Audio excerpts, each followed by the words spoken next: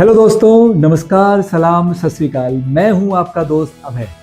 आइए आज कुछ सीखें नया सा और बनाएं खूब सारा पैसा।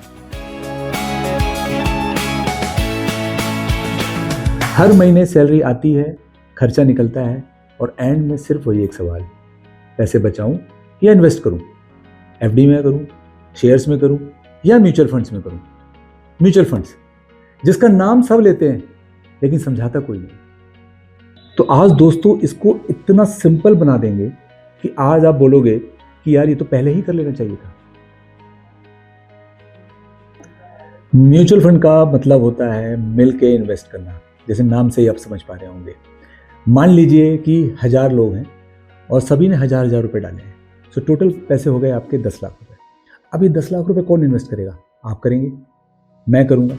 नहीं, ये एक एक्सपर्ट फंड मैनेजर करेगा जो हाईली क्वालिफाइड है, जिसका काम ही है समझदारी से आपके पैसे को शेयर्स में, बॉन्ड्स में, अदर एसेट क्लास में पैसे को इन्वेस्ट करना। तो सिंपल शब्दों में इसको कैसे समझ सकते हैं दोस्तों कि पैसा आपका मैनेज करेगा एक्सपर्ट। सो ये फंड मैनेजर कौन होता है? इस फंड मैनेजर की एक टीम होती है जो समझदारी से आपके पैसे को डिफरेंट एसेट क्लास में, स्टॉक्स में इन्वेस्ट करती है, यानी कि आपका झंझट खत्म। सो दोस्तों, म्यूचुअल फंड कई तरीके के होते हैं। Equity mutual fund, debt mutual fund, hybrid mutual fund और इंडेक्स फंड। अब आइए इनको जरा हम डिटेल से समझते हैं। इक्विटी म्यूचुअल फंड, ये फंड ज़्यादातर शेयर्स में इन्वेस्ट करते हैं। रिटर्न पोटेंशियली हाई और रिस्क भी हाई होता है। लॉन्ग टर्म के लिए ये बेस्ट होते हैं। 12 से 15% की रिटर्न की उम्मीद हम इससे कर सकते हैं। 5 से 10 साल या फिर उससे ज़्यादा के टेन्योर में हम इसमें इन्वेस्टमेंट करें तो बेटर रहेगा, वहाँ पर हमारी कंपाउंडिंग बहुत अच्छी है। डेट म्यूचुअल फंड, ये फंड इन्वेस्ट करता है गवर्नमेंट बॉन्ड में, कॉर्पोरेट बॉन्ड में और फिक्स इंस्ट्रूमेंट टाइप के सेफ ऑप्शन में इन्वेस्ट करता है। रिस्क इसका कम होता है, रिटर्न भी उस हिसाब से कम होता है। फिक्स डिपॉजिट की तरह आप 6 से 8% की उम्मीद से कर सकते हैं, राइट। इमरजेंसी फंड और शॉर्ट टर्म गोल के लिए ये एक बेहतरीन ऑप्शन है। हाइब्रिड म्यूचुअल फंड, जैसा कि नाम ही काफ़ी है, थोड़ा इक्विटी, थोड़ा डेट, रिस्क और रिटर्न का बैलेंस, यानी कि 9 से 12% की रिटर्न की उम्मीद हम यहाँ पर कर सकते हैं।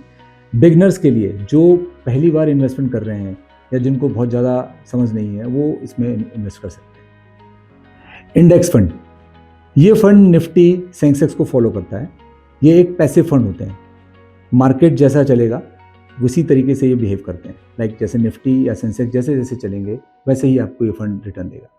लो कॉस्ट होता है और लॉन्ग टर्म में बहुत पावरफुल होता है ये भी इन्वेस्टमेंट। 12 से 14% की रिटर्न की आप यहाँ से उम्मीद कर सकते हैं। ये एक सस्ते में एक अच्छा ऑप्शन हो सकता है। इक्विटी म्यूचुअल फंड्स की कई कैटेगरीज होती हैं, आइए अब हम इनको समझते हैं।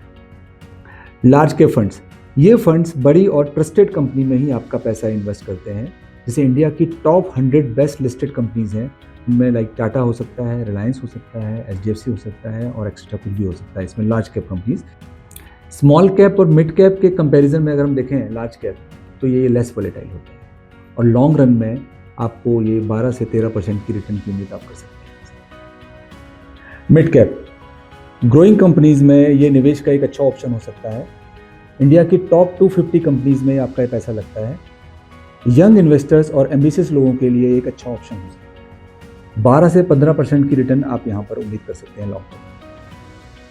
स्मॉल कैप, छोटी कंपनीज में ही आपका पैसा इसमें लगता है, जो कि हो सकते हैं फ्यूचर के स्टार्स। यहाँ पर रिस्क हाई है तो रिटर्न भी हाई हो सकता है। इसमें 15 से 20% की रिटर्न की आप उम्मीद कर सकते हैं लॉन्ग टर्म में। जैसे कि मैंने बोला कि ये वोलेटाइल होते हैं, तो आपको इसको लॉन्ग टर्म में ही इसमें इन्वेस्टमेंट करनी है। 10 साल या ऊपर का अगर आपका टाइम होराइजन है, सो आप वहाँ पर इन्वेस्टमेंट कर सकते हैं इसमें। फ्लेक्सी कैप, फंड मैनेजर को इसमें फ्रीडम होता है कि वो कभी भी लार्ज कैप, स्मॉल कैप या मिड कैप में अपने हिसाब से इन्वेस्टमेंट कर सकता है, मार्केट के सिनेरियो के हिसाब से इन्वेस्टमेंट कर सकता है। तो बेसिकली ये ऑल इन वन फंड है और 12 से 16% की रिटर्न की आप इस पर उम्मीद कर सकते हैं। सो मोटे मोटे ये 4 फंड्स होते हैं, large cap, mid cap, small cap and flexi cap. इसके अलावा भी कई फंड्स होते हैं, जैसे थेमेटिक फंड्स हो गए, सेक्टर फंड हो गए। इन पर हम डिटेल में एक बार वीडियो बना लें। सो दोस्तों, उम्मीद करता हूँ कि आपको ये जानकारी पसंद आई होगी। हमें कुछ नहीं चाहिए, हमें बस चाहिए तो आपका भरोसा। अगर आपको हमारा कंटेंट पसंद आया हो तो लाइक, कमेंट्स और फॉलो करके हमें प्रोत्साहित करें। आप सभी को बहुत बहुत धन्यवाद। जल्द मिलते हैं एक नई वीडियो के साथ।